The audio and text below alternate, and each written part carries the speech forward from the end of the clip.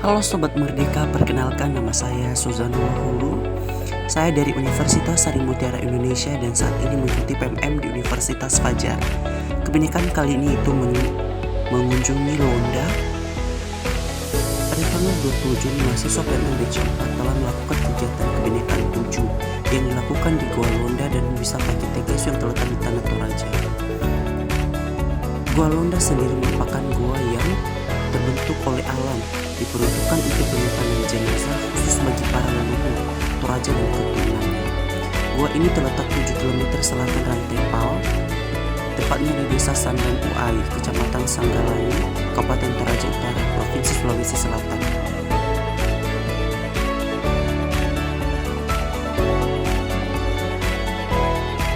Dikutip dari situs Indonesia.id, dahulu sebelum masuknya agama Islam dan Kristen di Tanah Toraja, penduduk setempat sudah menganut kepercayaan warisan nenek moyang disebut Alukodolo atau Alukta.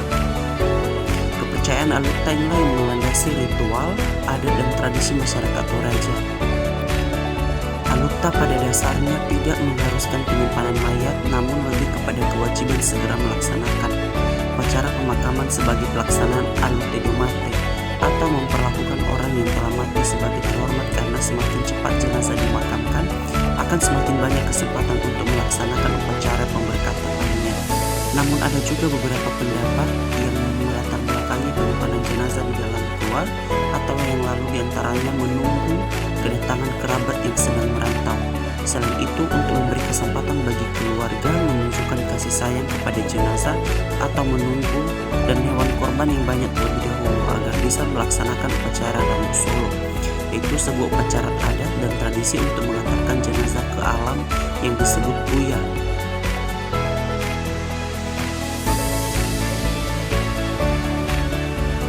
Gua Londa Toraja sudah berumur ratusan tahun dan masih digunakan hingga saat ini.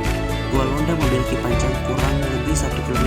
Dalam Gua Londa juga terdapat ditemukan terong atau 4 jenazah yang berbentuk babi dan kerbau yang dipenuhi dengan tengkorak dan tulang belulang, usianya itu sudah ratusan tahun baru. Di atas punggung gua terdapat sebuah benteng pertahanan yang bernama Taranggangi.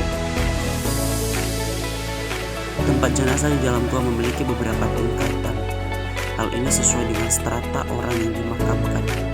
Semakin tinggi tempatnya, maka menandakan semakin tinggi strata jenazah tersebut.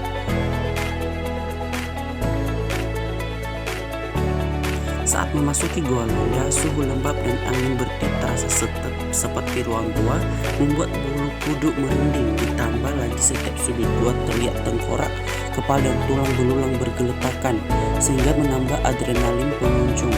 Telusuri gua tersebut, tak hanya itu, ratusan batang rokok, sirih pinang, bahkan kembang sering dijumpai di dalam Gua Londa. Toraja menurut kepercayaan warga sekitar, benda-benda tersebut pertanda jika pihak keluarga jenazah sudah pernah melakukan ziarah di gua itu.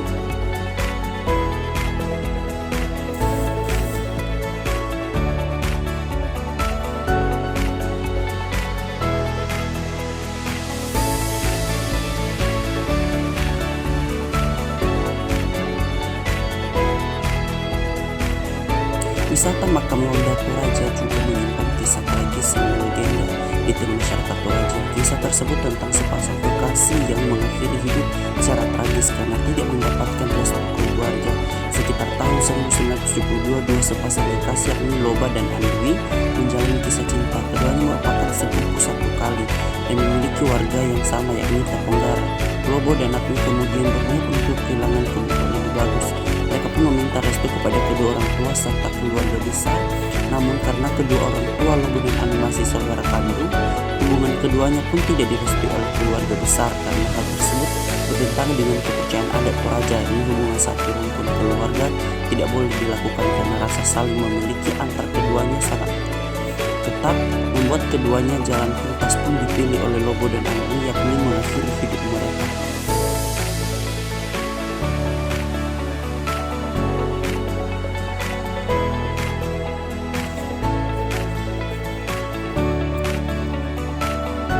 Kegiatan kebinekaan 7 ini yaitu Desa Wisata Ketekesu. Ketekesu merupakan desa wisata di kawasan Tanah Toraja yang dikenal karena adat dan kehidupan tradisional masyarakat masih dapat ditemukan di kawasan ini. Di dalam Kitai Kesu juga terdapat peninggalan purbakala berupa manusia purba yang bisa disebut Oki Kitai Kesu yang berasal dari Selodong dan mempunyai adik kembar Nunang Tengkonan. Di lain itu juga terdapat beberapa kuburan batu yang diperkirakan berusia 500 tahun lebih.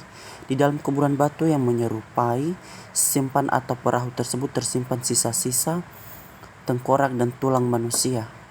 Hampir semua kuburan batu diletakkan menggantung di tebing atau gua. Selain itu di beberapa tempat juga terlihat kuburan megah milik bangsawan yang telah meninggal dunia.